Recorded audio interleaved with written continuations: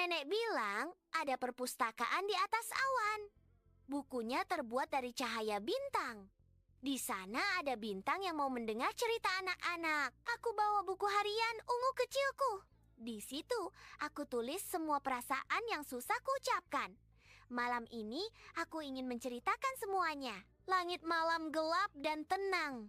Bintang-bintang berkedip membuatku merasa aman dan ingin segera naik ke perpustakaan. Mio duduk di sampingku.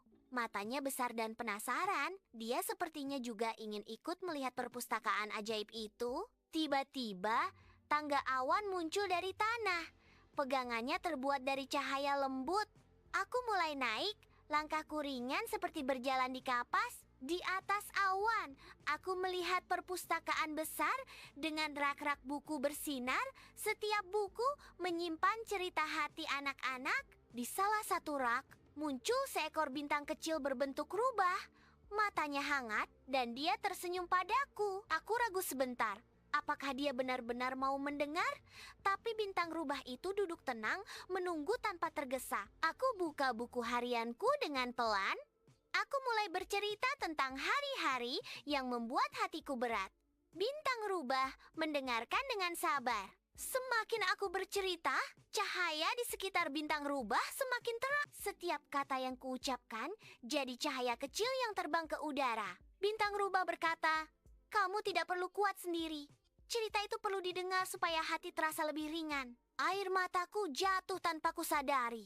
Tapi aku tidak sedih. Aku lega karena akhirnya ada yang mendengarkan. Buku-buku di rak bersinar lebih terang. Aku sadar setiap buku itu cerita anak lain yang pernah merasa seperti aku. Aku berdiri dan menyentuh satu buku cahaya. Rasanya hangat, seperti pelukan teman yang peduli. Aku tersenyum. Aku tidak sendiri. Banyak anak punya cerita, dan semua cerita itu berharga untuk didengar. Bintang rubah memberiku kalung bintang kecil. Dia bilang, "Ini pengingat kalau kamu selalu punya tempat untuk cerita." Aku pegang kalung itu erat, hangat seperti pelukan. Aku janji akan jadi pendengar yang baik untuk teman-temanku juga. Langit mulai lebih terang. Perpustakaan perlahan memudar. Tapi kehangatan di hatiku tetap tinggal. Aku turun dari tangga awan pelan. Aku tidak lagi merasa berat di dada. Sekarang aku tahu pentingnya berbagi cerita. Aku duduk di rumput dan menulis.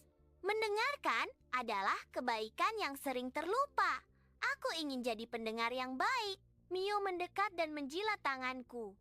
Aku peluk dia sambil melihat bintang yang masih berkedip di langit. Aku menatapmu dan bertanya, "Kalau kamu punya cerita yang berat di hati, siapa yang kamu percaya untuk mendengarkan?"